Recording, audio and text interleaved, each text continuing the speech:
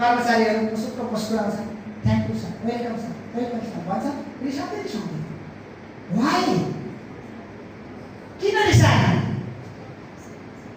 किन रिसाएन? त्यहाँ रिसाउनु पर्ने बिना कारण मालिकले गाली दिइरहेको छ, बिना कारण डाँट गरिरहेको छ, फेरि पनि रियाक्सन गरेन। किन? Something problem. सबको दिमागमा आउँछ कि यसको दिमाग खराब छ, अहिले रिसाएर रियाक्ट गऱ्यो भने नौकरीबाट निकालिन्छ। मेरो नौकरीबाट निकाल्यो भने भोलि मेरो बच्चाको फिस कहाँबाट तिर्ने, बैंकको लोन कहाँबाट तिर्ने? Something problem.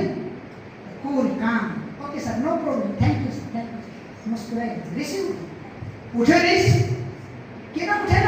Something problem.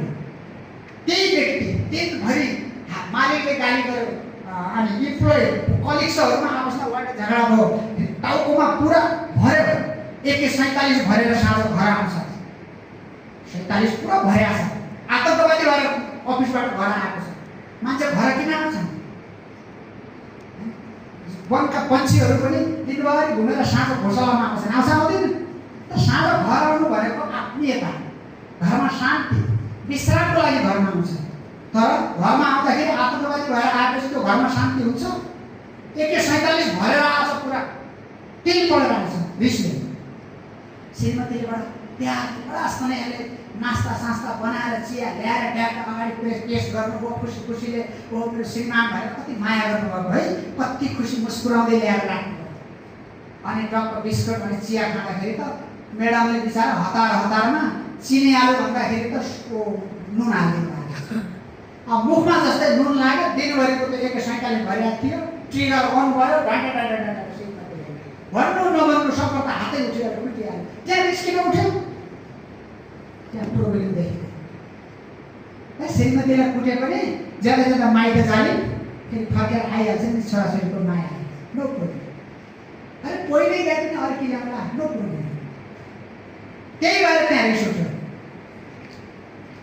अब सोच्नुहोस्, अब मलाई उत्तर दिनुहोस्, तपाईँलाई रिस उठ्छ? तपाईँ जानेपछि उठाउनुहुन्छ। रिस तपाईँको नियन्त्रणमा छ, तपाईँको हातमा छ। अब रिस खराब छ भन्दा जान्दै पनि हामी रिसाउँछौँ। अरू कुरामा त अहिले हजुर भर्खर ग्रेजुएसनको छात्र हुनुहुन्छ, मेडिकल साइन्स पढ्दै हुनुहुन्छ, कोही +2 मा हुनुहुन्छ, तर रिसमा त हामीले पिएचडी गरेका छौँ। सबैजना पिएचडी हुनुहुन्छ नि, नाकको टुप्पामा रिस लिएछौँ मार्क पारेर है।